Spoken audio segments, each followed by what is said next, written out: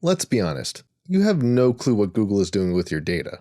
You might not even realize that just by being on YouTube, Google is learning all sorts of fun stuff about you. But I'm here to fix that. And by the end of this video, you'll have enough knowledge to not only understand your data rights, but also how to navigate any company's terms of service, including YouTube's.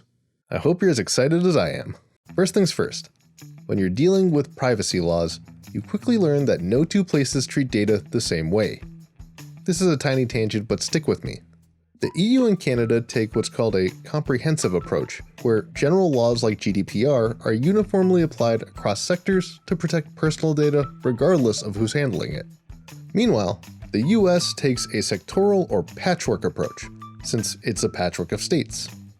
Here, separate laws are drafted for each industry, like HIPAA for healthcare and GLBA for banking. States can choose to develop more restrictive privacy laws like California's CCPA, or fall back on federal laws like the Privacy Act. All this to say, laws are complicated, and I'm not here to dissect each law for you because I just don't have that kind of time. Instead, I am going to help you understand how to understand these laws by understanding three specific roles: data subjects, data controllers, and data processors. Thanks to GDPR, these roles are key to everything from continent-spanning privacy laws to YouTube's own data processing terms that I'm certain no one has read.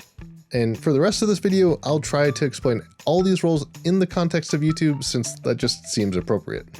First up, the data subject. By watching this video, you're generating data about yourself. You're telling YouTube who you are and where you're logged in from. You're signaling to the platform that you like privacy videos or at least curious about them. You're even telling them that you liked and subscribed. Thanks, by the way. Regardless of how the data is created, you are the subject of the data. This is important because whether it's data you shared or data generated by the platform, as the subject of that data, you now have certain rights to that data depending on the laws that apply to you. This brings us to the data controller. This is the person, public authority, agency, or body who determines the purpose and means in which personal data is processed. Okay, to be fair, I got that from GDPR, but it's still a good description.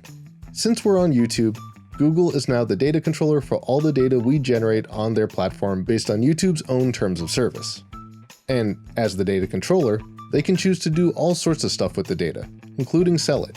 But again, depending on where you are, laws dictate how and with whom Google can share that data, which leads us to the data processor. Now, in contrast, a data processor is the person, public authority, agency, or other body processing personal data on behalf of the data controller. Again, thanks GDPR. This could include anything from storing the data on a non-Google server to working as a third-party advertising analytics provider like DoubleVerify, Integral Ad Science, and Oracle Mode, all of whom have done advertising analytics for Google.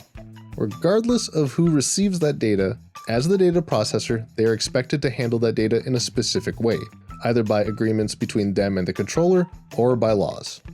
Now, I realize this whole time I've been saying certain laws, so let's see how this plays out in an actual law, like GDPR. GDPR requires that data controllers clearly disclose any data collection, declare a lawful basis and purpose for data processing, state how long data is kept for, and if it is being shared with any other third party outside of the European Economic Area. So if I am a EU citizen using YouTube, Google needs to clearly tell me what data they're going to collect, why they need it, and how long they hope to keep it for. And they need to give me a lawful basis and purpose for why they need others to process it based on EU law. This is important because when GDPR went into effect in May 2018, YouTube was forced to stop sharing with third-party ad trackers who potentially violated GDPR's rules on collection and processing. This also forced them to build new tools that ensured anyone collecting data through ads would be GDPR compliant, improving both YouTube and data processors' own data collection and use practices. Now, as with everything, there are a few caveats. For one, laws by their nature are subject to change in interpretation. A global emergency, like a pandemic, can allow governments to bend these rules in hopes of serving the public, even if these exceptions are hard to communicate to users who probably didn't read the first terms of service. 2, things like metadata exist in a weird limbo because they aren't considered personal data, but instead data about data. Some metadata about this video might be date and time, file name, camera settings, and geolocation. Analytics companies can get way more value out of metadata than actual data, and data controllers have more discretion over how it is used and shared. And 3, and maybe most annoying, some companies can simply prevent you from using their service if you do not consent to collection. And to be fair, if you don't tell the phone company who you're calling, how are they supposed to connect your call?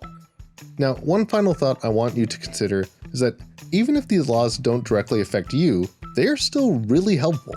I'm sure even my non-EU viewers have noticed that if you ever go to a site for the first time, you'll be met with a pop-up to the effect of, "We use cookies to improve your experience using the site, yada yada yada, do you accept?" That's because of laws like GDPR. The internet is a global resource, so more protective laws can help those in less protected areas by forcing companies to re-examine how they do business, especially if they still want to stay competitive globally. That thing I mentioned about Google scaling back the use of third-party tracking? Well, Google also mentioned the change forced them to assess if they should extend that policy for all users, not just those in the EU. And most importantly, these laws serve as useful guides for new legislation, helping keep companies accountable. So now, with all that said, I hope you understand what data subjects, data controllers, and data processors are, and how to use them to navigate the terms of service of your favorite apps. And ironically, because this is YouTube, if you enjoyed this video and want to see more privacy-focused content, please like, subscribe, share it with whomever you think will appreciate it, maybe even leave a comment on other terms of service I should check out, and I'll see you next time.